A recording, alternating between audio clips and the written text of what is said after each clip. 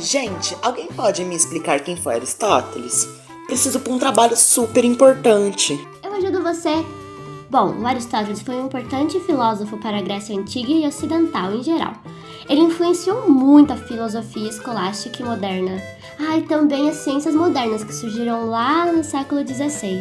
Pelo que eu sei, ele também se dedicou bastante aos estudos de lógica, que renderam um ótimo resultado para sua argumentação, para a linguagem dele e a escrita filosófica. Alguém sabe em que ano esse cara nasceu? Ele nasceu na cidade de Estagira, na Macedônia, se eu não me engano, 384 a.C. Nossa, que antigo! Você sabe sobre a infância dele? Pior que não, hein? Não sabemos quase nada da juventude dele, a não ser do fato dele ter ido viver em Atenas. Acho que foi isso que possibilitou que ele conhecesse seu grande mestre, o Platão. Sim, Aristóteles estudou na academia de Platão por muitos anos, até ele se tornar professor da instituição. Nesse período, aprofundou-se nos estudos platônicos sobre o ser e sobre a essência das coisas, sobre a dialética, a política e sobre as ideias sócraticas. Durante sua vida bem intelectual, o Aristóteles se afastou bastante das ideias do seu mestre. Platão achava que só era válido o conhecimento intelectual da verdade, por um meio de essências puras. Já o nosso querido Aristóteles passou a considerar a validade intelectual de outro tipo de conhecimento. Qual seria? O empírico, é óbvio. Felicidade é um bem absoluto e virtude.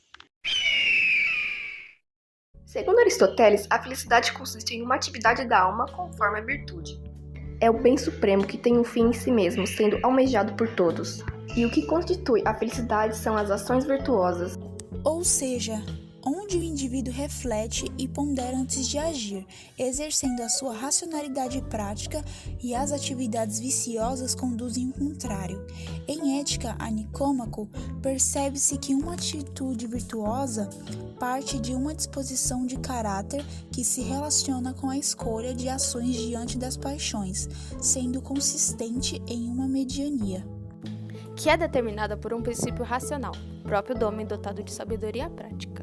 A virtude, então, está para a felicidade, assim como a felicidade está para a virtude.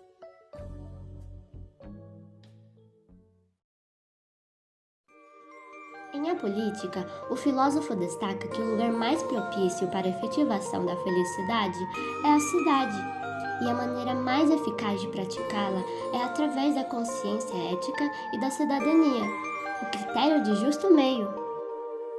Tá, mas o que é o justo meio? Eu quero saber. A teoria do justo meio afirma que o homem na busca da felicidade da polis, ou seja, o homem é a parte da cidade e sua felicidade depende da felicidade da cidade. Portanto, o homem feliz é aquele que chega à cidadania. Para que isso ocorra, o homem tem que buscar a excelência, ser virtuoso. Mas como eu posso ser virtuoso? Para ser virtuoso, o homem tem que usar sua virtude intelectual na ação, atuando na obtenção da virtude moral. Inteligentemente, o homem evita os vícios por falta e por excesso e atinge o justo meio.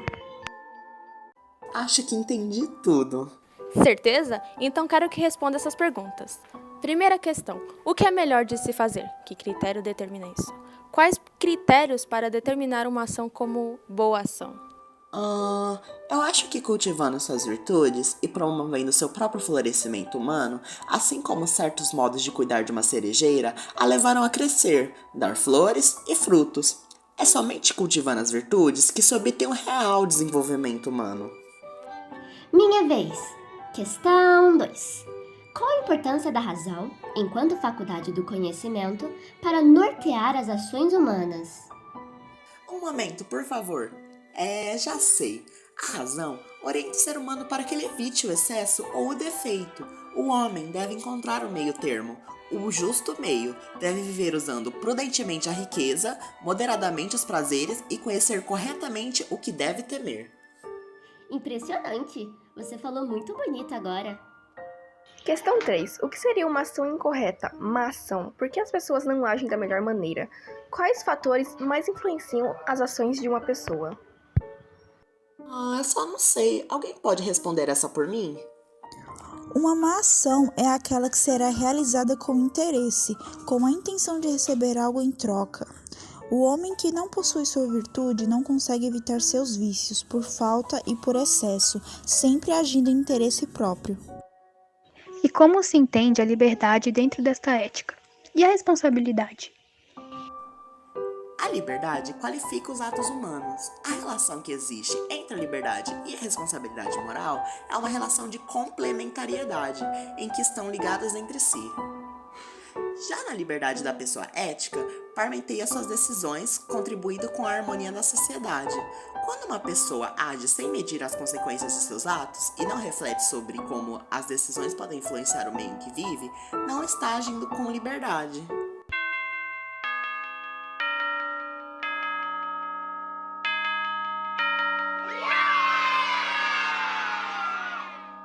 Parabéns, Gui! Parece que você já entendeu tudo sobre o nosso querido Aristóteles.